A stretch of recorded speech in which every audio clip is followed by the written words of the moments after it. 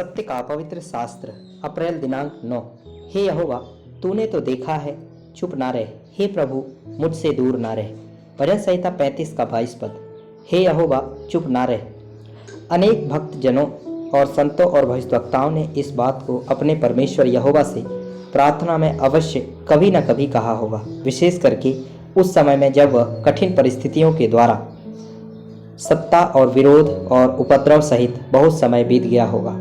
तब उन्होंने यह बात को कहा होगा, क्योंकि यहोवा परमेश्वर कई बार अपने लोगों को ऐसी परीक्षाओं के द्वारा होकर जाने देता है और उस परीक्षा में उनके धीरज की परीक्षा तो करता ही है और साथ साथ उनके लिए स्वर्गीय महिमा में अनंत काल के प्रतिफल को भी बढ़ाते जाता है। हमारा प्रभु परमेश्वर यहोवा सब कुछ देखा है, सभी को देखा है, और फिर भी जब उसके लोग, उसकी प्रजा, उसके छुड़ाए हुए लोग, उसके संतों के ऊपर उपद्रव, कष्ट, क्लेश और सताव के द्वारा से दुख आते हैं तो वह चुपचाप क्यों है, ऐसा हम सोचते हैं। परंतु वास्तव में ऐसा नहीं है कि वह चुपचाप है, पर पवित्र बाइबल सिखाती है कि वह तो इसलिए मौन है क्योंकि समय की परिपूर्णता के लिए बाढ़ जोहता है। वह नहीं चाहता कि कोई भी प्राणी नाश हो जाए, पर हरेक को मन फिराने का अवसर देता है।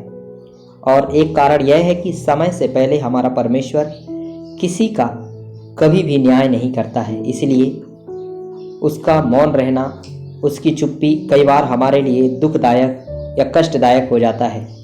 ऐसी कठिन परिस्थितियों में हमें अपने परमेश्वर उद्धारकर्ता प्रभु यीशु मसीह को स्मरण करना चाहिए और उसके दुखों को भी ध्यान में रखना है, ताकि जैसा उसने सारी बातों को सहता रहा और अपना मुंह ना खोला, ठीक वैसे ही हमें भी उसी के जैसे सहनशील, धीरजवंत होने के लिए उससे प्रार्थना करना चाहिए, क्योंकि जैसा वह था वैसा ही वह हमें भी बनाना चाहता है।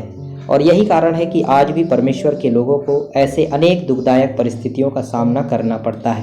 पहला यूहन्ना की पत्री 4 अध्याय का 17 पद। इसी से प्रेम हम में सिद्ध हुआ कि हमें न्याय के दिन हियाव हो, क्योंकि जैसा वह है वैसे ही संसार में हम भी हैं। इन सारे दुख और क्लेश के द्वारा से प्रभु यीशु मसीह का महिमित स्वरूप हम में बनते जाता है। फिलिपियों की पत्री 3 अध्याय का 10 और 11 पद।